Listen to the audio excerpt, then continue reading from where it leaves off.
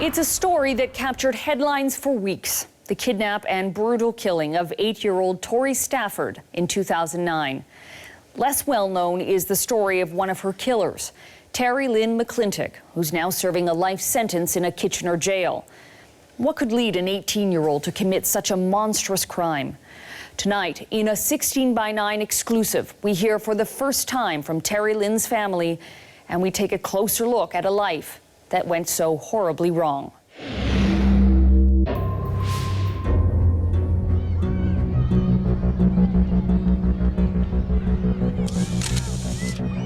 What you're witnessing is an abduction.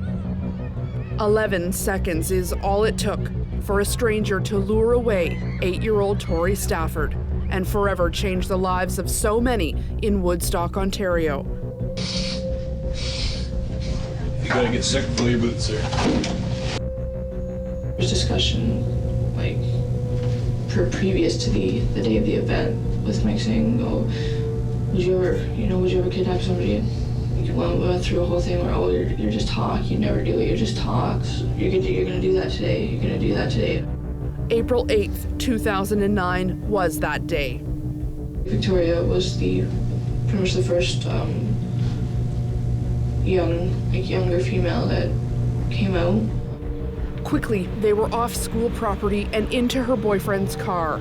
Not since Paul Bernardo and Carla Homolka have Canadians faced such heinous crimes or more disturbed killers. You tell her to get a girl and you want her young. She walks up to Terri. Terry's nice to her. She trusts her. She holds her hand for a little bit. Terri-Lynne tells her about her little dog, gets her across the street to her car, opens the back door. Terri doesn't like it anymore. She pushes her in the car. You start driving. Terri was last seen in Woodstock at 3:30 Wednesday afternoon. Hundreds of community residents have been working around the clock, helping in the search for Terri.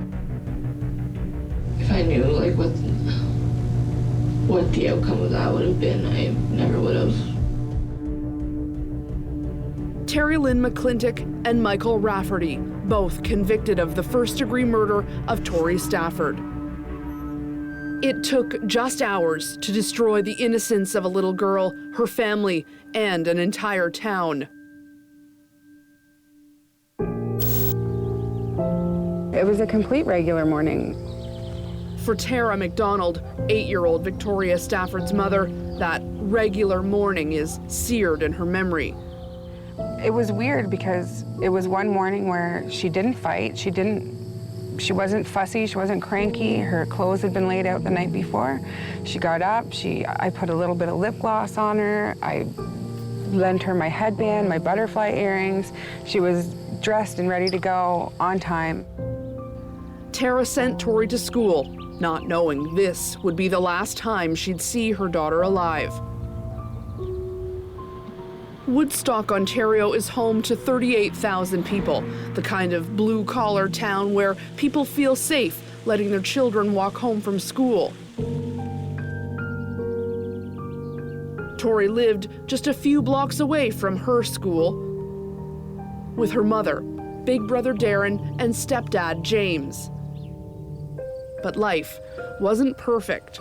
I was going to the methadone clinic, I was trying to get clean, I was trying to get my life together. Terri's parents were separated. Her father, Rodney Stafford, had visitation rights, but hadn't seen Terri for 6 months prior to her disappearance. Whenever I'd see her, she always had that one huge "Daddy" and come running and give me a big hug, no matter what had gone on, right? She was always happy to see me. Part tomboy, part diva, Terri was a precocious child. Smart, strong-willed, the kind of kid it was hard to believe could ever be lured away. She was a spunky, funky. One minute she'd be wearing a dress with pantyhose and her tappy shoes, and she was all dressed up with her hair did and everything, and she'd be outside digging up worms and bugs. Terri usually walked home from school with her brother, but on this day, someone else was waiting. He had made the comment about young female so it'd be easy to manipulate.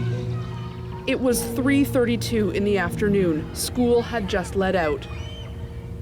She was famous for when we lived 3 doors up from the school. She wouldn't get home until 3:45, 4 o'clock, because she'd play around with her friends in the yard. There were reports that Tara had been high on OxyContin when Tori was supposed to be coming home from school that day. No, that's not the case. I wasn't high on drugs. I wasn't out of my mind, laying on the couch, out of it. I was waiting for my kids to come home. I wasn't high. When that wait was too long, too much time had passed, Tara started a search of the neighborhood, family, and friends. Tori's grandmother officially reported her missing to Woodstock police at 6:04 p.m. It was 20 after 8 when I got the message, and I remember having a very uneasy feeling, and I expressed to my wife that this one's different, there's something wrong here. You start driving.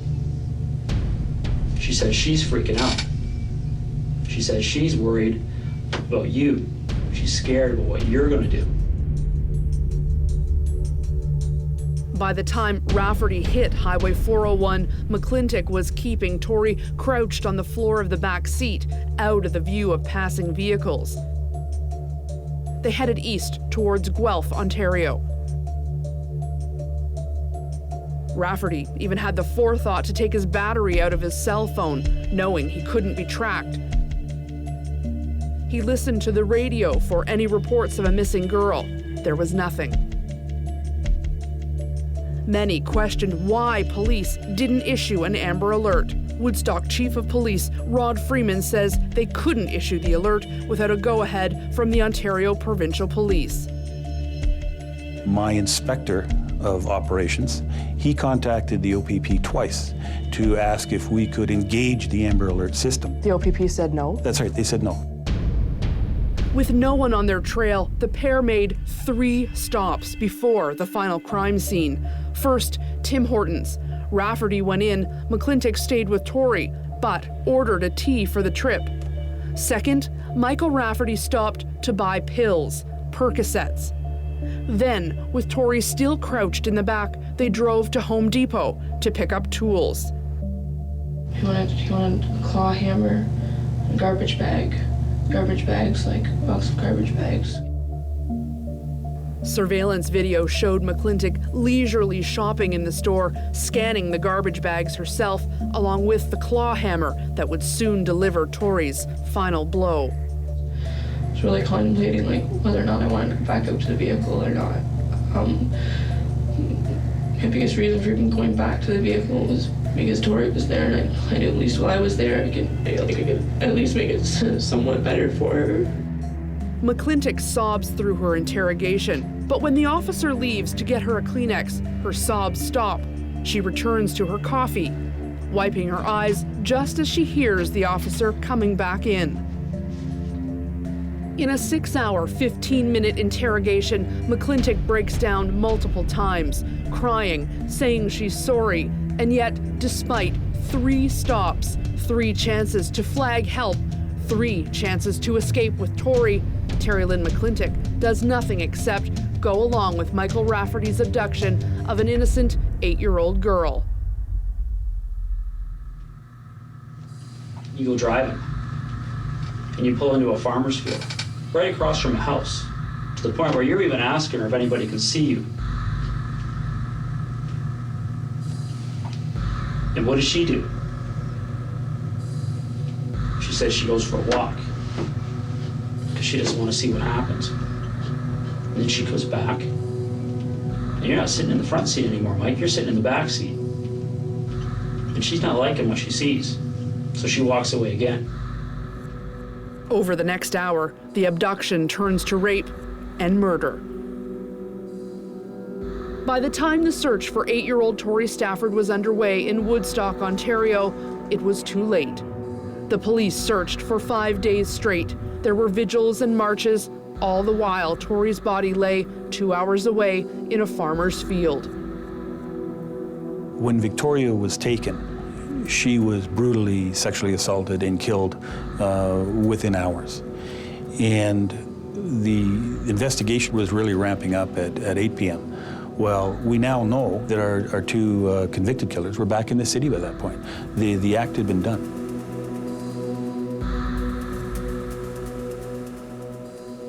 Days and weeks passed with no answers, no real leads. Where was Terri? For 3 months straight, it was look around every corner, look through every window, look through every car, look in every ditch. The entire time that she was missing, I would not allow myself to think that she wasn't coming home. I couldn't. Questions began to surface about Tara's drug use and rumors perhaps Terri's abduction was a drug debt or even revenge. With no other clues, Tara became the primary suspect. Why was I concentrated on so hard for so long? 4 days after the surveillance video was released showing Terri being lured away, a friend of Tara's recognized the woman in the video as Terri-Lynne McClintic. I called the police on April the 12th and said, that is Terri-Lynne McClintic in that video.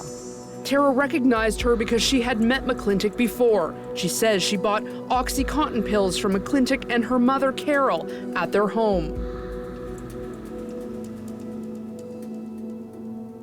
Finally, 102 days after Terri's disappearance, 101 days since surveillance video revealed Terri being led away by a woman, Terri's remains were discovered.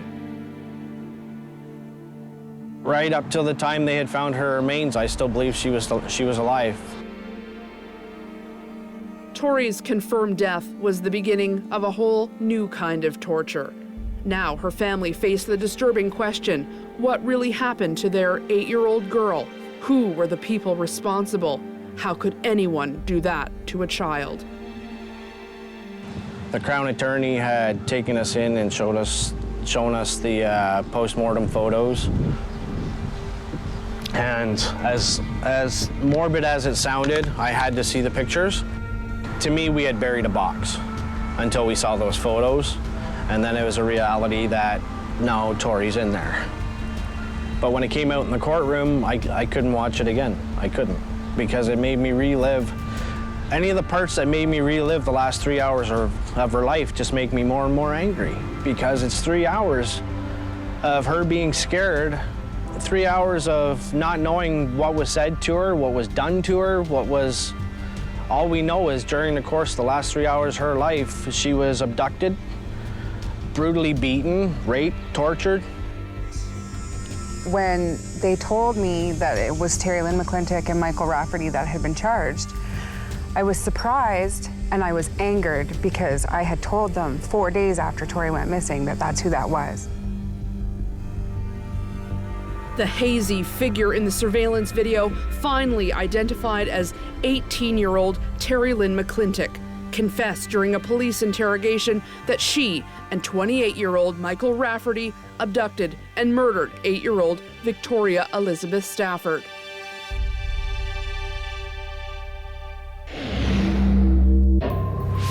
Next on 16 by 9, loss of innocence from kid. I remember the sweet little 3-year-old Terri-Lynne who used to run around the house.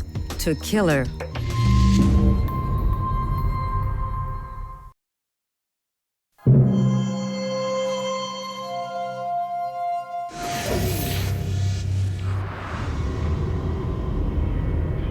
A murderous duo, Michael Rafferty and Terri-Lynne McClintic. Together, they abducted, raped, and murdered an 8-year-old girl.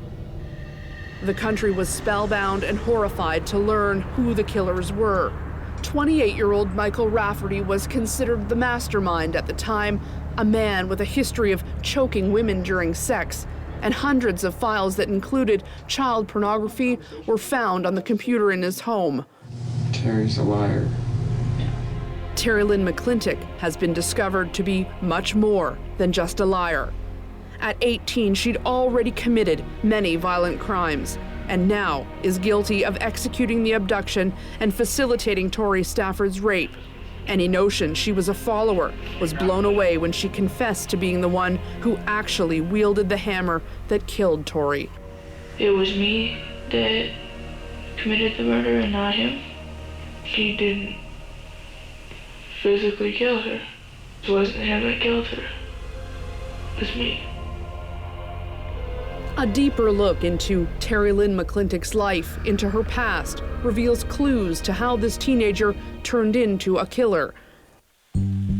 Terri-Lynne was born in 1990 in Woodstock, Ontario. Her mother, a stripper, didn't want the baby and gave her away to another stripper named Carol McClintic. Carol was raised, according to half-sister Adele Cowton, by an abusive father. Totally abused by her father from the time she was 3 years old when he took her. Physically, emotionally, and I believe sexually. I believe sexually because he did all those things to my sister and I. This wasn't Carol McClintic's first shot at motherhood. In fact, she'd tried and failed to be a fit parent twice prior to receiving Terri-Lynne. 16x9 tracked down Carol McClintic's biological children, and for the first time, they're speaking publicly. 11 years after she lost me, she was allowed to adopt a little baby girl. And how, for the life of me, that was able to happen, I don't know. They're not Terri-Lynne's blood, but both consider themselves her siblings. Both agreed to talk to us on the condition of anonymity. They remember what life with Carol McClintic was like. You never knew what you would say that would set her off. She drank a lot. She would fly off the handle for little to no reason. She had a lot of boyfriends. She didn't stay in one place for a long period of time.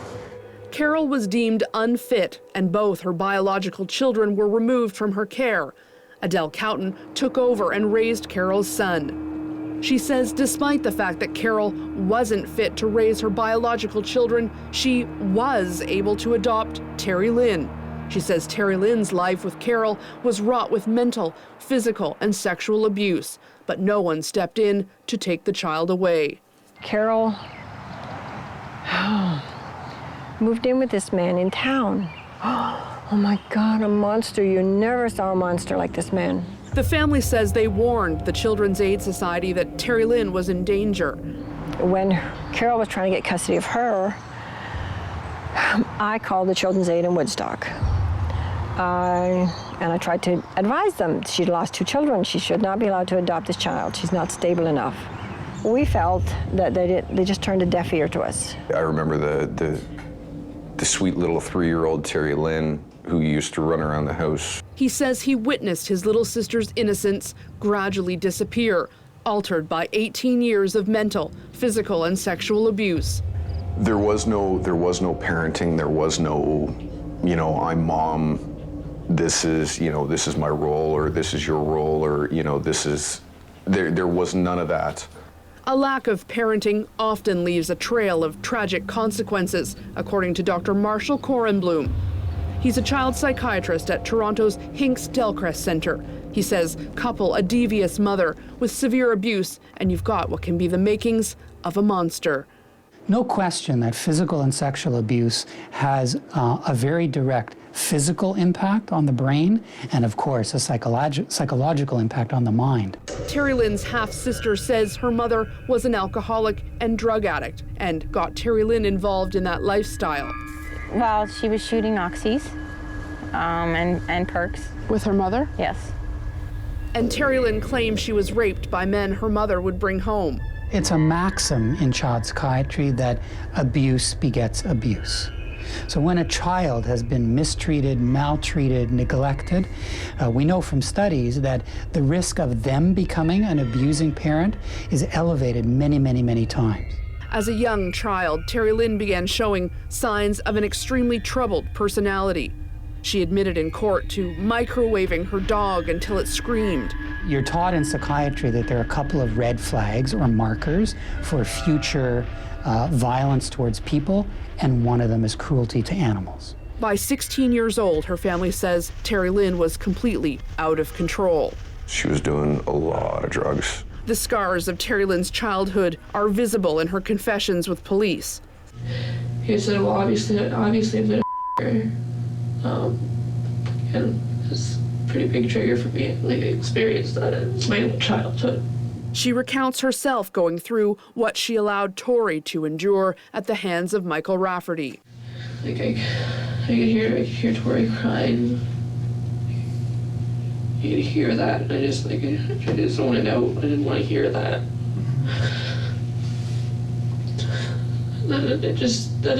It stopped.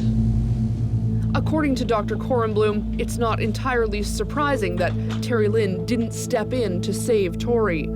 If your brain is not wired properly, you won't be able to either recognize or respond to the feelings of others. So if you're born to a drug-abusing mom, your brain is faulty. Now faced with the magnitude of the crimes Terri-Lynne has committed, family members wonder what could have been done to stop her from taking the path to murder. I'm feeling so much guilt that I didn't do more. Had I been more involved in her life, maybe she wouldn't have done this. It bothers me that somebody could grow up in that kind of household and nobody did anything. Next on 16 by 9, no room for redemption. He and she are both exactly where they deserve to be for the rest of their lives.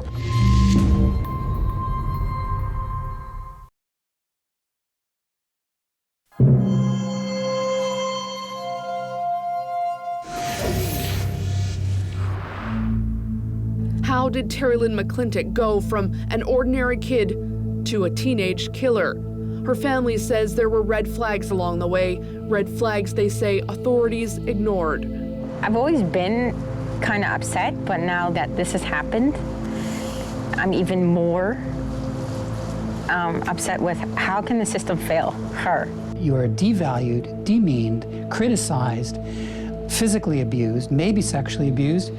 How do you develop a sense of self? I knew how damaging that environment could be, and I didn't want her to be in it. But despite her troubled past, Terri-Lynne's terrible choices robbed this little girl of a future, something Tori Stafford's mother, Tara, can never understand or accept. Give me a break. Yeah, you had a crappy life. Yeah, you've been raised by a drug addict, you know, whatever. You've lived in group homes and been, it doesn't excuse your behavior at all.